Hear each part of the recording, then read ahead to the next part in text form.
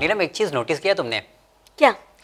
दुनिया में इतने बड़े बड़े मॉल है, इतने बड़े बड़े शॉपिंग सेंटर है, इतनी बड़ी बड़ी दुकानें हैं, इतने बड़े बड़े सेल है। हाँ, लेकिन कहीं कोई ऐसी दुकान बताओ या कोई ऐसा मॉल बताओ जहाँ पर ये लिखा हो कि यहाँ पर खुशियाँ मिलती हैं, खुशियाँ खरीदो। मैं तो सबसे पहले वहाँ पे जाऊँगा। आई विश साजिद ऐसा होता तो आई एम श्योर कि ना हर चीज छोड़कर सबसे ज्यादा भीड़ तुम्हें खुशियों की दुकान पर मिलती। बिल्कुल, क्योंकि आजकल ऐसे ज़िंदगी गुजर रही है कि पता ही नहीं चल रहा है खुशियाँ कब आती हैं चली जाती हैं। ज़्यादातर लोग परेशानियों में दिखते हैं और खुशियों की तलाश में हम दर बदर भटक रहे हैं। ताकि साजिद मैंने ना ये भी नोटिस किया कि एक्चुअली ऐसा क्यों होता है पता है, ताकि अब हमारे लिए ना मटेरियलिस्टिक चीजें खुशियाँ हो गई है। बिल्कुल। नया फोन लॉन्च हुआ, अब वो चाहिए, वो हमारे लिए खुशी है।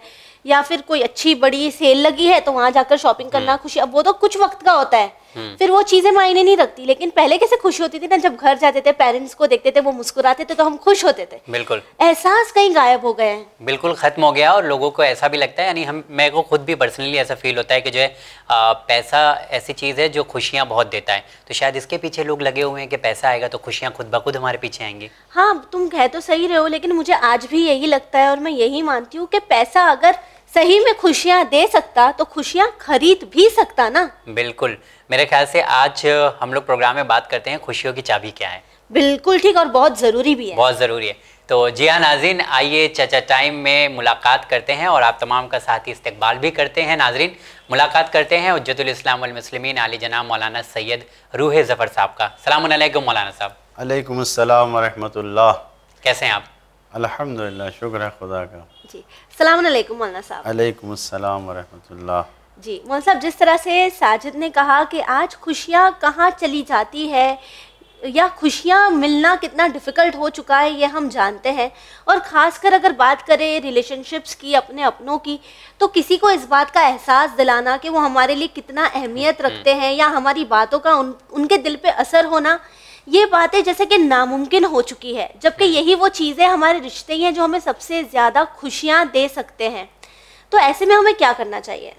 बहुत अच्छा सवाल उठाया है और ज़रूरत है इस बात की जी, क्योंकि इतनी तरक्की याफ्ता दुनिया में जबकि हर चीज़ इंसान के पास मोबाइल के साथ साथ यानी मौजूद है, बटन दबाया सब कुछ मौजूद है, फिर भी इंसान खुश नहीं है। तो हमें इन खुशियों को हासिल करने के लिए अपने इस जिस्म से निकलकर रूह की तरफ जाना होगा जी। क्योंकि ये सारी चीज़ें जो आप लोग भी देख रहे हैं और बयान कर रहे हैं ये सब मटेरियल की बनी हुई है। तो ये मटेरियल से बने हुए जिस्म को सुकून दे सकती हैं, लेकिन सुकून और इत्मीनान जो रूह से ताल्लुक़ रखता है वो खुशी जो है वो रूह से मुतल्लिक़ नहीं मिलेगी। और जब हमें रूह की तरफ जाना होगा तो फिर हमें समझ में आएगा कि हमें कैसे खुशी मिलेगी।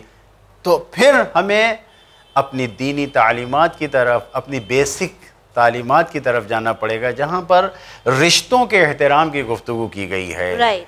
जहाँ पर ये हमें बताया गया है कि एक माँ का क्या रिश्ता है, बाप का क्या रिश्ता है, भाई और बहन का क्या रिश्ता है, उसको मिलती हैं। जी, तो खुशियाँ इसमें मिलती हैं। इंसान को वाक़ईन खुशी होती है जब हमारी दीनी तालीमात में हमें कहा गया है कि नज़रुल वलद इला वालिदैहि हुब्बन लहुमा इबादा, कि बाप की तरफ मोहब्बत से देखना इबादत है। जब इंसान को इस बात का यकीन है कि जब हम अपने माँ बाप को देख रहे हैं मोहब्बत से तो हम इबादत कर रहे हैं, तो इंसान खुश हो रहा है।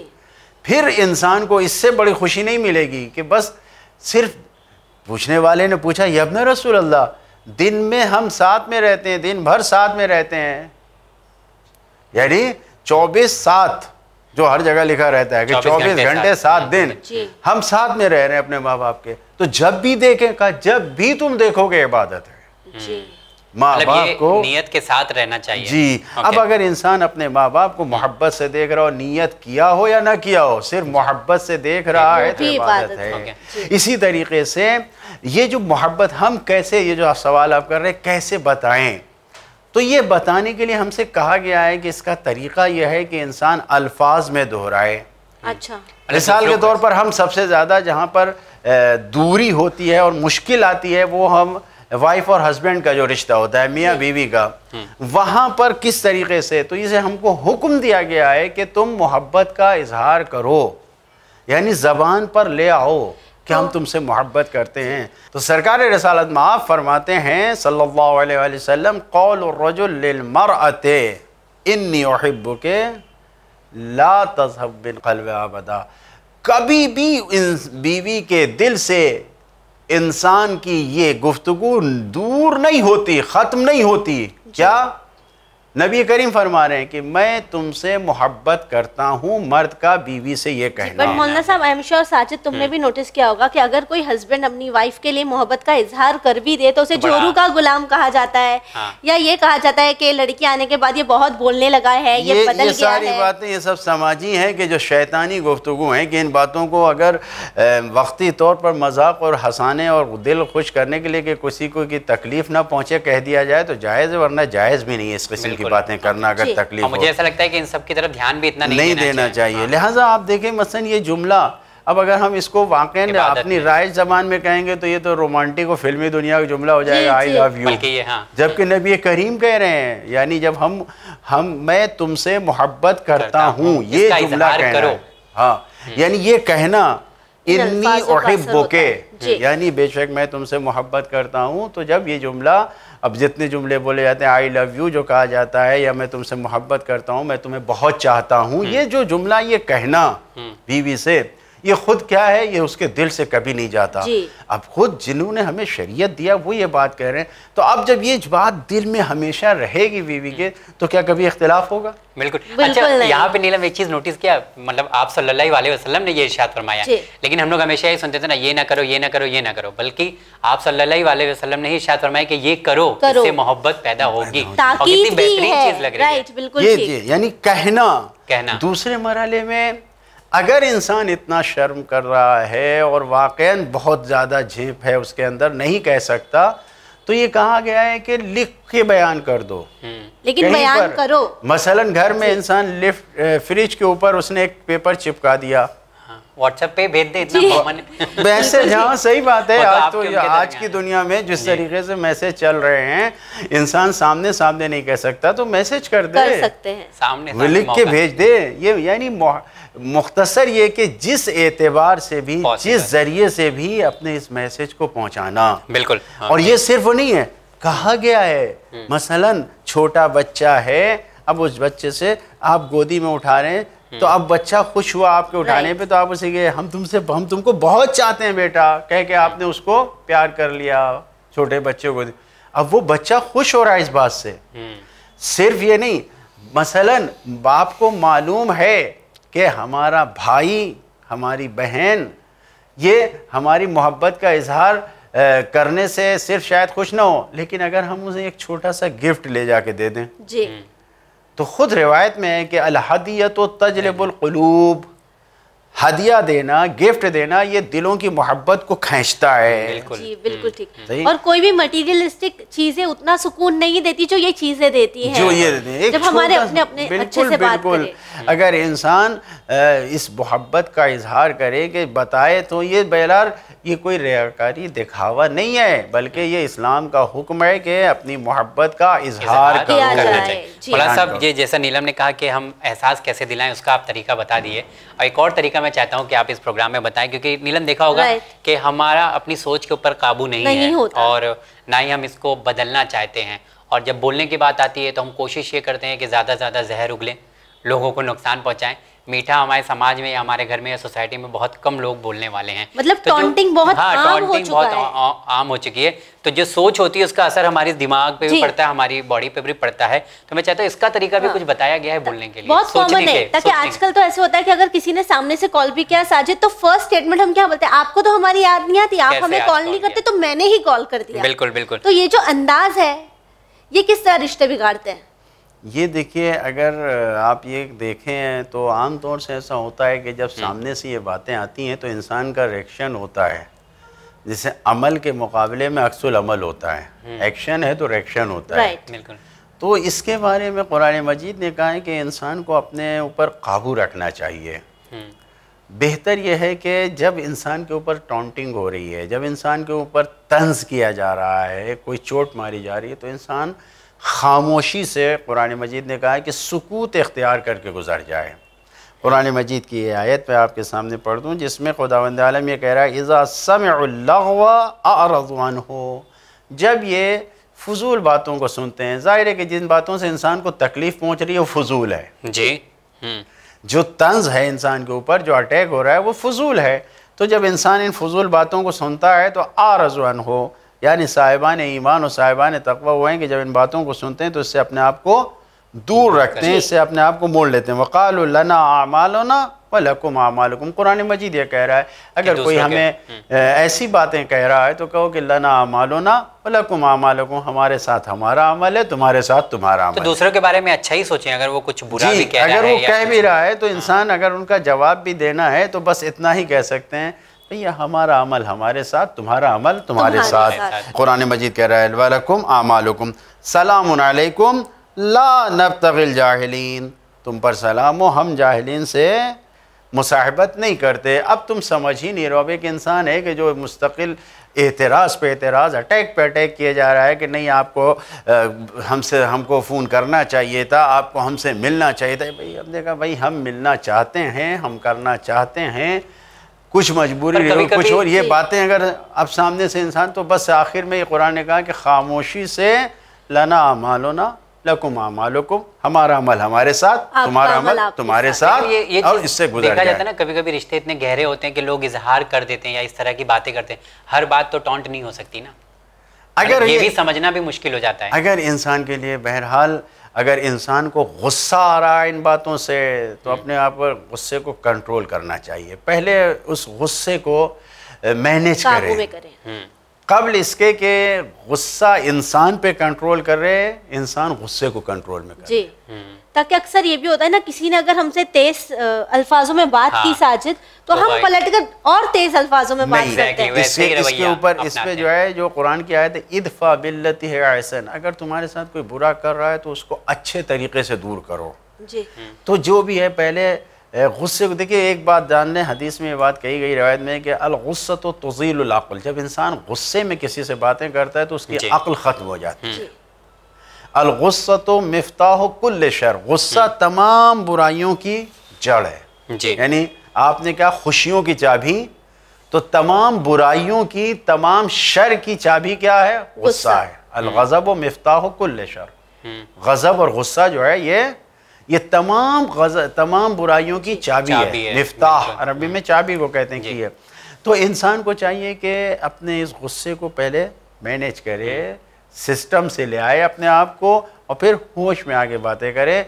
जो सामने वाला कह रहा है उसको देखें। अइम्मा मासूमीन की सीरत हमारे लिए क्या है?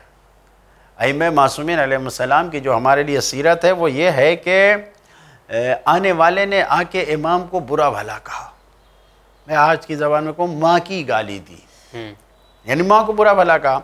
तो अब जब माँ को बुरा भला कहा और गाली दी तो इमाम उस वक्त कुछ नहीं बोले, अपने चाहने वालों के साथ गए।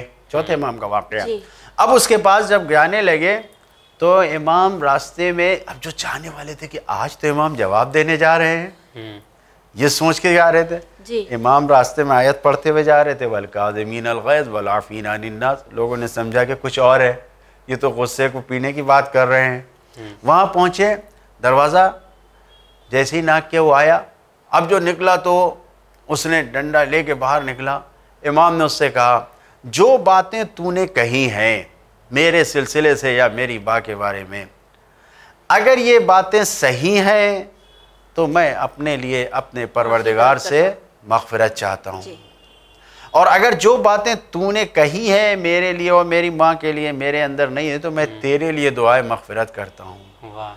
तो उसने जो हाथ में डंडा लिया तो फेंक के इमाम के सामने गिर गया और इमाम से कहता है कि यब्ना रसूलल्लाह, फ़र्ज़ंद रसूल, मैं ही गलत था, मैंने गलत बातें कही हैं। बेहतरीन एग्जाम्पल है ये, मैं ही गलत था, मेरे लिए ये बातें, यानी जो आपने दूसरी बात कही है कि अगर ये बात तेरे लिए, यानी जो तूने कही ये गलत है तो मैं तेरे लिए इससे गलत हूँ, तो आप मेरे लिए दुआ कीजिए, मग़फ़िरत कीजिए, मैं गलत था। अगर वहाँ पर इमाम जवाब देते और ये कहते कि जो तू कह रहा है खुद तेरे लिए है, या कुछ भी कहते तो क्या असर होता, वो हिदायत नहीं पाता। लेकिन यहाँ पर इमाम ने क्या कहा, ऐसी दुआ किया कि वो सामने वाला पलट गया। लिहाजा जो हमें तालीम मिलती है वो यही है कि लाख सामने से इंसान अटैक करे, लाख हमारे ऊपर हमला करे, हमें अपने गुस्से को कंट्रोल करना है और हमें उसका जवाब अच्छे तरीके से देना है। या पहली मंजिल में खामोशी से गुजर जाना है, जब इंसान ज़िद्दी पने पे उतर आए, और अगर इंसान ज़िद्दी पने पे नहीं है तो फिर उसको समझा के गुजर जाना है। कहीं पर भी गुस्से का जवाब गुस्से से नहीं दिया जा सकता। जज्बात में कहते हैं कि ईंट का जवाब पत्थर से, ये कतन गलत है। ऐसा ये आज के दौर में यही होता है, नहीं होना चाहिए। मेरे ख्याल से फिर ये खुशियाँ नहीं मिलेगी इंसान को किसी भी हालत में। अगर इंसान खुशी चाहता है तो दूसरों की तरफ से होने वाले अटैक, दूसरों की तरफ से होने वाले हमले को इंसान इग्नोर करे, फिर हो गया, बस एक इशारा। अगर इंसान सुकून रहेगा, इंसान अपनी ज़िंदगी में पुरसुकून तरीके से आगे बढ़े। सिंपल ये है कि दूसरे का रवैया अगर ख़राब होता है तो हमें अपना रवैया ख़राब नहीं करना है, बल्कि बेहतर रखना है। नीलम, तुमने भी देखा होगा कि इतने सारे ऑफर्स आते हैं, सेल आते हैं, सब उसमें ज़्यादा चीज़ें हम लोग खरीद लेते हैं, जबकि पैसा भी नहीं होता तो थोड़ा बहुत लोन ले लेते हैं, क्रेडिट कार्ड का इस्तेमाल करते हैं। ये सवाल मैं करना चाहूँगा कि जो है देखा जाता है कि हदीसों में मौलाना साहब मिलता है कि अगर आपको ज़रूरत नहीं है तो आप मार्केट ना जाएँ, यानी परहेज करें मार्केट जाने से। लेकिन आजकल मार्केट जाने की ज़रूरत नहीं है, आपके मोबाइल में इतने सारी चीज़ें ऐप्स हैं तो आप सारी चीज़ें वहाँ से ख़रीद सकते हैं। ऐसे में क्या होता है कि हमारे पास बहुत सारे कर्ज हो जाते हैं और हमारी खुशियों को किसी की नज़र लग जाती है। वो जो फॉर टाइम खुशी होती है कि हम शॉपिंग कर रहे हैं, वो तो ख़त्म हो जाता है कुछ वक्त में। जी देखिए, ये चीज़ें जो आज की दुनिया में और आज जिससे हर कोई इंसान बच नहीं सकता है, क्योंकि जवानों ने अपने बुज़ुर्ग माँ और बाप को भी ये चीज़ें सिखा दी हैं जी। क्योंकि माँ बाप उन्हें टोकते थे, क्या कर रहे हो, तो उन्होंने भी जो है वो ऐसी चीज़ें इस मोबाइल के ज़रिए, इस एप्लीकेशन के ज़रिए बता दी हैं कि हर एक के पास ये मोबाइल है और चीज़ें हैं, मौजूद हैं, तो इससे बचा तो नहीं जा सकता। लेकिन इसका बेहतर तरीक़ा यह है कि ये टेक्नोलॉजी जो आई है, जो हमारे लिए जहर बन के और दुश्मन बन के आई है, हम इसको जहर को अमृत में तब्दील कर लें, जो दुश्मन है उसको दोस्त बना लें। जितना ज़्यादा हमको तरह तरह के चीज़ें लाकर हमें दी जा रही हैं किस चीज़ के ज़रिए से कि इसका मिसयूज़ हो और हम बहक जाएं, हम भटक जाएं, तो हमें चाहिए कि इन चीज़ों से सही फ़ायदा उठाएं। इससे ऑफर आ रहा है चीज़ें खरीदने के लिए मॉल से, इधर से उधर से, तो वो देखें कि वाकई ज़रूरत देखा कि अपने ऊपर शॉपिंग। बेहतरीन तरीका यही है कि उसको देखें कि वाकई जो हमारी ज़रूरत का सामान है उसी को हमें लेना है, जो हमारी ज़रूरत की चीज़ है उसको लें। नहीं, ऐसा लगता है ना कि सस्ता मिल रहा है, थोड़ा सस्ता मिल रहा है, और ये भी लगता है ना कि फ़िलहाल भले ही ज़रूरत ना हो, आगे ज़रूरत हो सकती है। काफ़ी चीज़ें हम यूँ खरीदते हैं कि कल शादी में जाना है तो ये उठा कर दे देंगे। ये सवाल इसलिए भी क्योंकि ऐसा लगता है ना, वो बोलते हैं कि दीन इस्लाम में अगर ज़रूरत की चीज़ें हैं तो ये इसराफ में कंसीडर नहीं किया जाएगा, आप परचेज कर सकते हैं आपकी ज़रूरत की चीज़ें। नहीं, देखिए, जो चीज़ें हमारी ज़रूरत की हैं और वाकई हमें ऐसा लग रहा है कि ज़रूरत है तो बस हम उसी को परचेज़ कर सकते हैं, ले सकते हैं, ख़रीद सकते हैं। जिसकी हमें ज़रूरत नहीं और हम ये सोचेंगे फ्यूचर में काम आएगा, तो ये फ्यूचर जो है वो ऐसा नहीं है कि साल भर और 2 साल के बाद का फ्यूचर हो, नहीं है। अभी का जो फ्यूचर है, जो कल्चर में हमारे राइज है समाज में, उस चीज़ों को आजकल जो ये ऑफर्स आते हैं, ये बहुत सी चीज़ें ऐसी सामने ले आती हैं कि जिनकी हमें ज़रूरत नहीं पड़ती और बाज़ वक्त तो कभी भी ज़रूरत नहीं पड़ती है। अट्रैक्टिव बताया जाता है। हाँ, ये चीज़ें बता दिया जाता है तो इसको लिया जाता है। होना ये चाहिए कि इंसान अपनी इनकम को देखते हुए इन कामों की तरफ जाए, क्योंकि ये जो है वो ये ऑफ़र जो है इंसान कर्ज़ ले लेता है और कार्ड से ले लेता है, किस्तों में लेता है, ये इंसान इसमें उलझ के रह जाता है। कुरान मजीद ने क्या कहा है, इन्नल्लाह ला युहिब्बुल मुसरिफ़ीन, अल्लाह ताला इसराफ़ करने वालों से मोहब्बत नहीं करता। तो जो इंसान फजूल ख़र्ची की तरफ जाता है तो उनसे खुदा मोहब्बत नहीं करता है।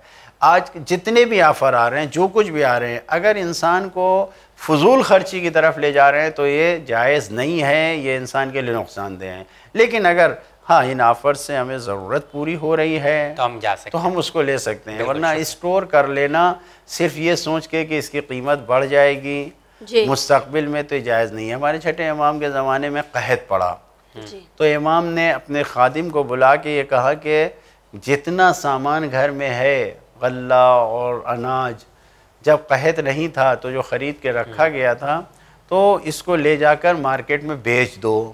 तो इमाम से जब इमाम ने कहा, सुबह में मसलन कहा, दोपहर में पूछा, नहीं बेचा, इमाम ने कहा बेच दो।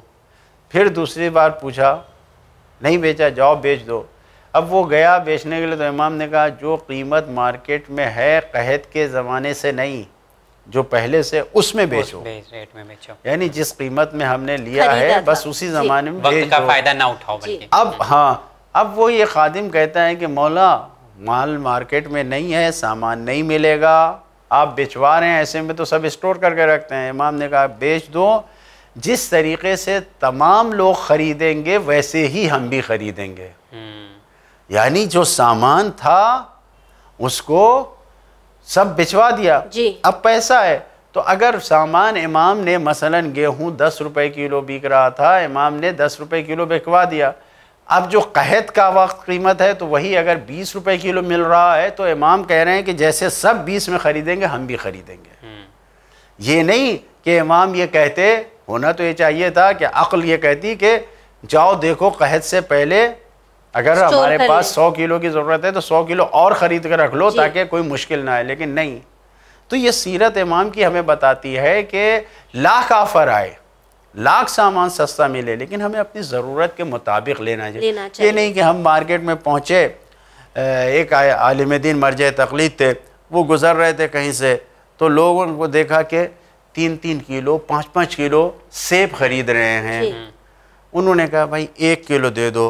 बेचने वाले ने कहा मौलाना साहब मसलन उनसे कहा कि आप भी 3 किलो ले जाइए, आज जो है वो 1 किलो की कीमत 3 किलो है, यानी 3 किलो सामान की जो कीमत हो, 1 किलो की जो कीमत है उसमें हम 3 किलो आज दे रहे हैं, सामान सस्ता है, हो सकता है कल महंगा हो जाए या कुछ भी।